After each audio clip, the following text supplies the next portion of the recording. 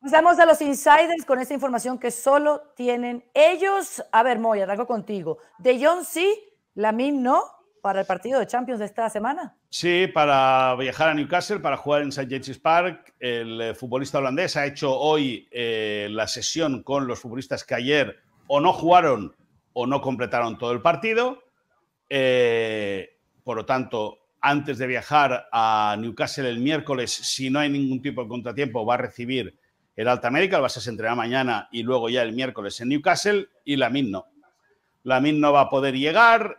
Sigue ese cruce conflictivo entre la Federación, los médicos de la Federación y el Barça, porque el Barça asegura que si Lamine es inyectado o es pinchado para poder aplacar el dolor que tenía en la espalda y de esta manera poder jugar el partido ante Bulgaria y ante no me acuerdo contra quién fue el otro, Rodri, ¿te acuerdas? Bulgaria y Turquía, perdona, y Turquía, es verdad que Ardita Güler se comió 6 en su casa. Bueno, si fue inyectado para que le aplacara el dolor, como decíamos, lo que no entiende el Barça es por qué le hacen jugar 73 y 79 minutos, o 79 minutos y 73 cuando la selección española ya tenía un margen de goles suficiente en el marcador como para no sufrir. Por lo tanto, Frenkie de Jong sí que puede volver a la convocatoria, por lo tanto, a jugar. Otra cosa es que sea titular. El protocolo, recordemos que después de una lesión física, de una lesión muscular, es que aparezca para jugar la última media hora de partido. Veremos si Hansi Flick Gressy y Lamine Yamal va a tener que seguir trabajando para disputar a ver si llega el próximo partido de Liga ante el Getafe. Muy bien. Rodri, ¿me puedes contar si hay algún tipo de incomodidad en el Real Madrid ahora mismo?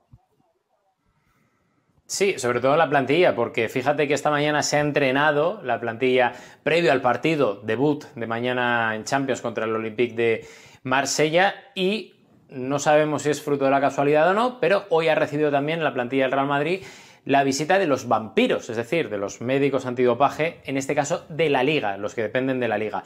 Y esto ha trastocado la sesión de entrenamiento, que ha tenido que demorarse 1 hora, se ha tenido que retrasar la sesión de entrenamiento 1 hora, causando cierto malestar, sobre todo horario, en el Real Madrid, y algo que no ha gustado a la UEFA, por lo que nos han contado y por lo que se ha reportado también en España, porque entienden desde la UEFA que la Liga podría haber enviado, insisto, sea o no casualidad, a los vampiros en cualquier otro día y no en vísperas de un partido que depende de la UEFA, porque hay que recordar que el día antes ya el estadio, por ejemplo, Santiago Bernabéu o cualquiera de los estadios que participan en la UEFA Champions League ya dependen de la UEFA, o en el tema de los horarios, que ya dependen también de lo que se estipula entre UEFA y los clubes, pues de repente que venga alguien, en este caso de la Liga, los vampiros de la Liga, pues hacer que también es su trabajo, obviamente, y que van por la deportividad y las buenas facetas de los deportistas, pero ha causado cierto revuelo y sobre todo a la UEFA no le ha hecho nada de gracia, al igual que a muchos jugadores del Real Madrid, por tener que demorar 1 hora el inicio del entrenamiento. Pero bueno, no ha pasado a mayores de momento que se sepa, así que, pero ahí queda el detalle. Bueno, cuando habla de vampiros, Rodrigo se refiere a los que aplican el antidoping en la Liga, ¿no? Sí. Término muy coloquial. A ver, sigue de concierto Montjuic. Moy, ¿el partido ante el Getafe va a volver a ser en el Johan Cruyff? Sí, pero no porque sea de concierto, sino pues porque se considera que se tiene que jugar allí, porque adecuar el estadio olímpico requiere un tiempo.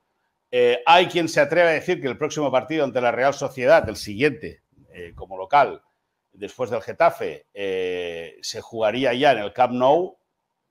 A nosotros ayer, fuentes del Barça, y ya lo comentábamos en la transmisión, que el partido ante el Getafe va a ser en el Johan Cruyff y que posiblemente el de la Real Sociedad también, pero habrá que esperar. El Barça está trabajando. Es verdad que el Barça también está haciendo mucha presión al ayuntamiento, a la policía, a los bomberos y a los servicios de seguridad, pero lógicamente nadie va a dar un paso sin que todo esté bajo control y sin que todo esté bien ordenado. Es decir, lógicamente ni el consistorio ni el Ayuntamiento de Barcelona, ni el consistorio, ni la policía, ni los bomberos quieren que cualquier accidente de algún socio o aficionado que quiera acudir al Camp Nou derivado de un mal control, le genere a ellos un problema. Por lo tanto, hasta que no esté todo alicatado, allí no entra ni el viento en el Camp Nou. Veremos si se abren las puertas para el día de la Real Sociedad, que ya decimos, frente al Getafe,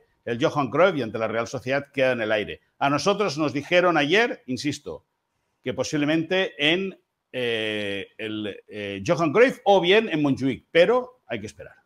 Bueno, vamos así. Partido a partido, jornada a jornada, ¿no, Moy? Ni más ni menos. Ni más ni menos.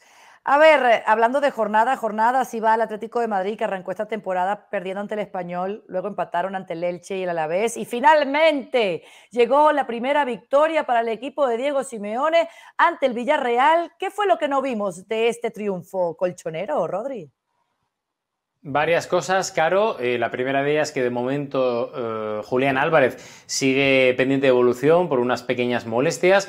Lo que nos cuentan en el día de hoy desde el Atlético de Madrid es que lo normal es que llegue, pero nadie quiere por si acaso dar nada, por supuesto. En el caso de Nico, como ya comentábamos durante la retransmisión, era puro cansancio, porque la verdad que llevaba una kilometrada tremenda, tanto en el terreno de juego en ese partido contra el Villarreal, como acumulado por la fecha FIFA y por todo el tema de los aviones que tuvo que agarrar, etcétera.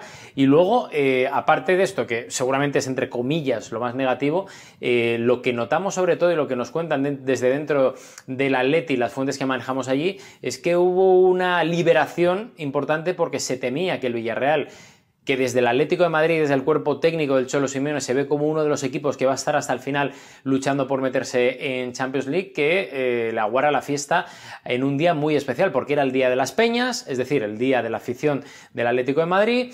El Atlético, como decías tú, Caro, venía en una racha muy mala, con muchas dudas, que se disiparon en la primera parte con un muy buen juego del Atlético de Madrid y que luego se cerró con esa victoria frente a los de Marcelino García Toral por 2-0, y que sobre todo hizo que nos sorprendiéramos muchísimo con esa celebración de los jugadores mirando hacia uno de los fondos y celebrando, votando, como si fuera uno de los partidos más importantes de la temporada. Por tanto, son detalles que nos dejan un poco entre líneas lo que se estaba sufriendo desde dentro del vestidor con la mala racha, ya que los jugadores, y esto es información, nos contaban durante los días previos al partido contra el Villarreal que primero era un partido clave para ellos y segundo que el equipo estaba jugando mucho mejor de lo que decían los resultados. Además, qué oportuna esa victoria de cara a una semana donde van a ver en la primera fecha de la Champions al Liverpool, Rodrigo. Sí, sí, va a ser muy complicado ese partido en Anfield, un partido, típico partido trampa para uno y para otro, porque al final el Atlético de Madrid, ahora que se ha liberado, pues puede meterle el agua en casa también, ¿no? Digamos, al equipo inglés, y más teniendo en cuenta que la última vez que jugó el Atlético de Madrid en Anfield, o uno de los precedentes, fue justo antes del COVID, cuando en una noche mágica de Marcos Llorente y también de Morata consiguieron la victoria entonces ante el equipo de Jürgen Klopp. Veremos a ver, porque sí que es cierto que empieza fuerte el Atleti en la Champions. Vamos a ver qué papel desempeña. Gracias, señores, por sus insiders. Luka Modric acaba de cumplir los 40 años. Ajá, Luquita Modric, como diría el señor Moisés Llorens. Y no, Moisés Llorens no. Moisés Llorens no, como dicen los mamporreros del Madrid en España. Luquita Modric. Ok. A sus 40 años y 5 días, es el sexto jugador de mayor edad en anotar en un partido de la Serie A. Los otros son Ibrahimovic, Costa Corta, Silvio Piola, Quagliarella y Bierkobut. Gracias. El hecho es que lo hizo, ¿verdad?, en el partido del Milan ante el Bolonia y firmó la primera victoria del equipo rosonero y además su primer gol. Y es que es extinto, no se acaba el poder goleador de Luka Modric. Rodrigo, Moy, ¿qué pueden decir al respecto? Y fue un golazo. Bueno, fue un golazo. Es un buen gol, por tanto, un jugador excelso a todos los niveles, que tiene fútbol, lo quería demostrar y lo está demostrando todavía en sus botas, y que yo creo que la fecha de caducidad de Modric la pondrá su físico, es decir, hasta cuando le aguante el trajín del fútbol de élite, él podrá desplegar un fútbol tremendo y va a ser un hombre importante que va a aportar muchísima experiencia y goles parecidos en un campeonato que obviamente está por debajo de la Liga, como es la Serie A, pero que tiene una exigencia importante, ¿no? Y ayer el golazo que marca es marca de la casa y es un jugador, vamos, insisto, excelso y de lo mejor que ha habido en la historia del fútbol. ¿Cómo hace para que no pasen los años, Moisés, para que siga siendo el mejor jugador de un club? Sí que pasa, o sea, los años pasan para todos, Carolina. Lo que pasa es que... pero mira lo que publicó en sus redes sociales él mismo. La edad es solo un número. Bueno, la edad es un número, pero la edad, al final, sus articulaciones lo van a notar. Eso no quiere decir que tiene o que ha tenido, o que es un prodigio para jugar al fútbol. Una cosa no quita la otra. Pero lógicamente no es el mismo Modric con 23 años que ahora con 40. Han pasado 17 años desde entonces, pero ayer hizo un buen gol, siguiendo muy bien la jugada, llegando desde la segunda línea, picando desde la frontal con mucho acierto ante la portería rival. Por lo tanto, hay que alegrarse de que Modric, al cual el Madrid no lo quiso renovar, él quisiese continuar su carrera y esté demostrando que, como dice el dicho, los viejos roqueros nunca mueren. Y ahí está Modric marcando goles bonitos. Ahora, Rodri, ¿tú crees que...? ¿Cómo la suelta, Caro, ¿cómo la suelta? Al que el Madrid no quiso renovar. Si lo hubiera renovado, hubiera dicho el Madrid, escúchame una cosa, renueva un 40. Escúchame, ¿lo renovó o no lo renovó? ¿Lo quiso renovar o no lo quiso renovar? Si el tema no es el fondo, es la forma. Escúchame una cosa, ¿lo quiso renovar o no lo quiso renovar? Contesta. Insisto, sabes perfectamente, con esa inquina con la que sueltas de vez en cuando a los jugadores o exjugadores del Real Madrid, lo sabes. En el cual defiendes las posturas indefendibles. El Madrid no lo quiso renovar, el jugador quería continuar siendo futbolista profesional, vino el Milan, le dio un contrato y ya está. Sí, pero ¿cómo la sueltas? Pero escúchame, pero la suelta no. Estamos de acuerdo. Pero ¿cómo la sueltas, Se explica, igual que Luquita, igual que a Cristiano. El Madrid no lo quiso renovar. Al igual que a Cristiano, lo despachó. Hombre, no, tardaba Cristiano. Tardaba no, es que es la realidad. Es que es verdad que cuando el Madrid no quiere a un jugador, lo echa. Voy, respóndeme sí o no. Te lanzamos el cebo y mira cómo entras. Venga, carrete. El que entres eres tú con tu populismo barato. A Messi le pasan los años. A Messi le pasan los años, ¿sí o no? Hombre, evidentemente, es que Messi ya no tendría que ir al Mundial, por favor. Okay. Es un error, que vaya al Mundial. Va. Feliz semana de Champions. Venga. Hasta aquí llegamos en la Liga del Día. El jueves. Adiós, después de que juegue el Barça. Adiós, nos volvemos populistas. a encontrar. Adiós, populistas. Chao. Adiós, presidenta. Chao.